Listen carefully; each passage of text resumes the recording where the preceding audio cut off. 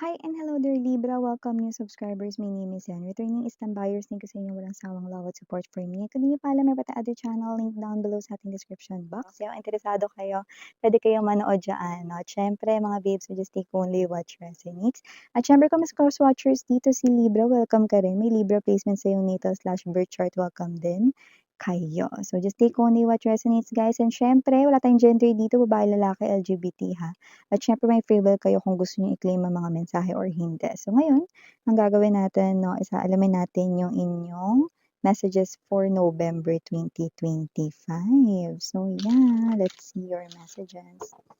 Archangel Michael, thank you so much, Angel Guides. Can we get this message right here for you? Thank you so much. Palagi ang presence ninyo, Angel Guides, Archangel Michael. Let's see your messages here, Libra, for November 2025 reading. Libra.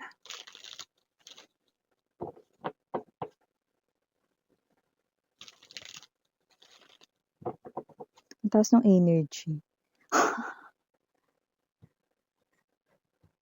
High pitch. So, yun nga na we have here the 10 of coins. But for some reason, parang iba yung na-sense natin dito. Like, it's a different message no ngayon.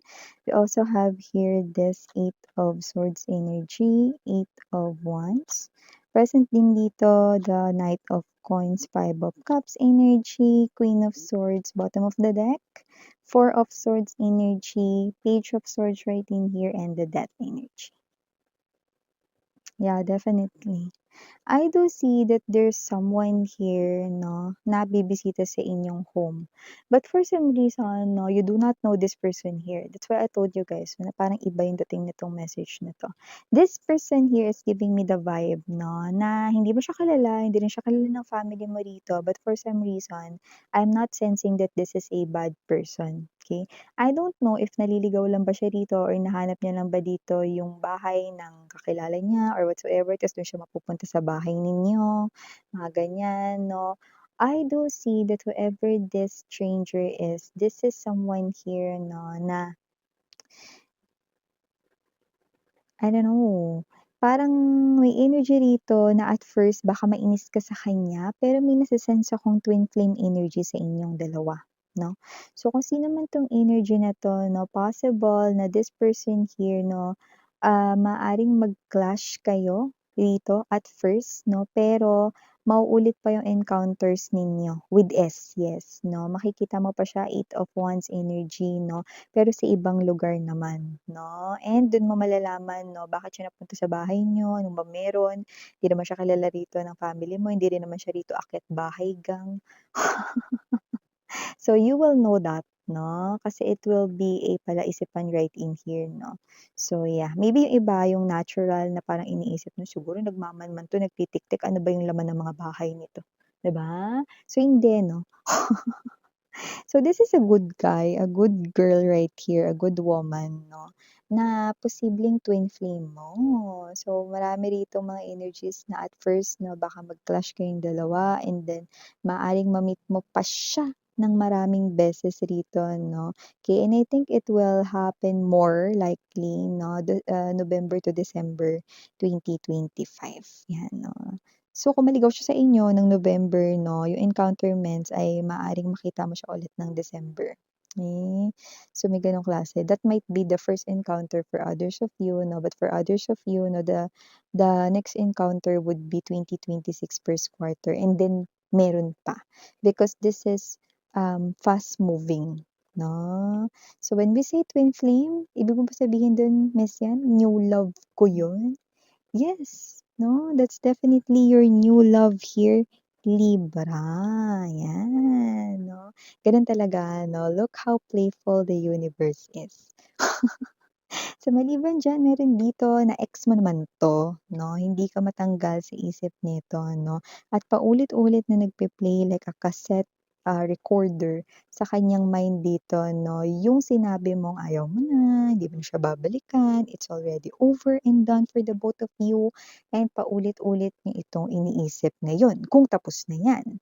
But if it is something na hindi pa nangyayari at sa November pa lang ito 'no, napag-reject niyo sa kanya or kung ire-reject niyo siya ngayong October na ito 'no, hangga't 'di pa natatapos ang October 'no, iisip-isipin niya naman 'yan Libra 'no, ngayong December, 'di ba?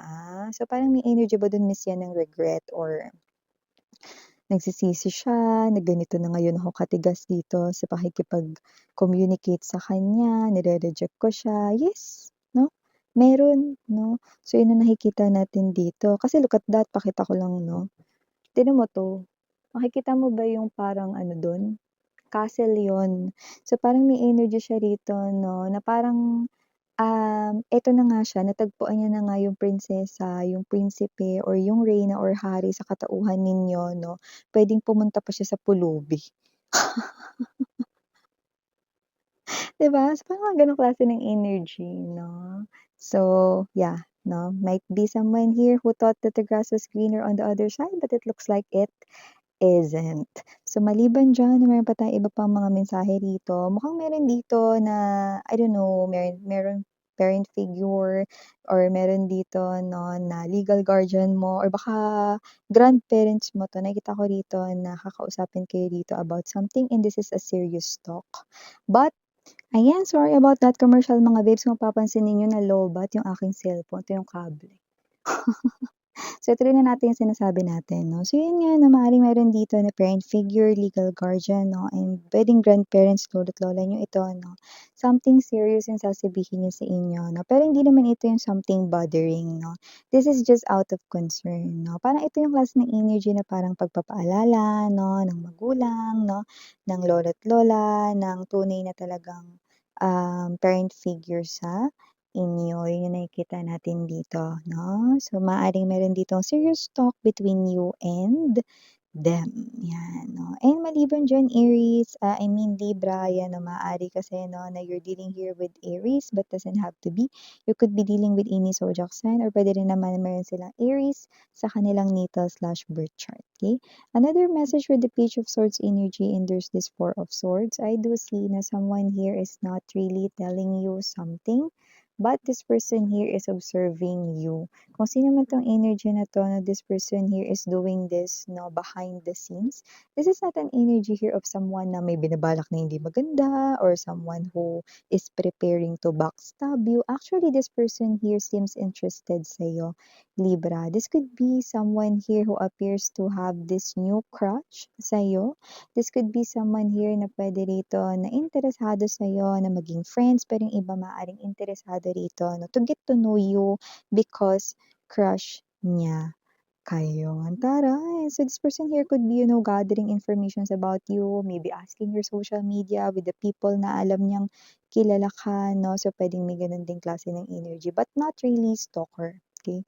But this person here 'no, he or she has these eyes focus on you. Okay? So, another message I'm picking up right here, maaring meron ditong mag-end, no? Or magtapos rito, no? Na era or situation, no? Something bothering sa'yo. And with this death energy, ang aking focus ay napunta sa sun. Ibig sabihin, there's new beginning. You can now start again or start all over again. If there is a connection not really working because you're connecting with a toxic person, that connection will end and you will start here a new journey, new beginning kay sa'yo ritong love life area. But if it is not love-related thing, no, maaring ito ay money matters. Maybe this is you ending here your job in this company because you're gonna hop in into another company, no, na nandoon yung benefits maganda compared sa'yo ritong aalisan na company. Or baka meron ditong magnenegosyo, no, kaya aalis dito at nakikitaan ng maganda ritong opportunity na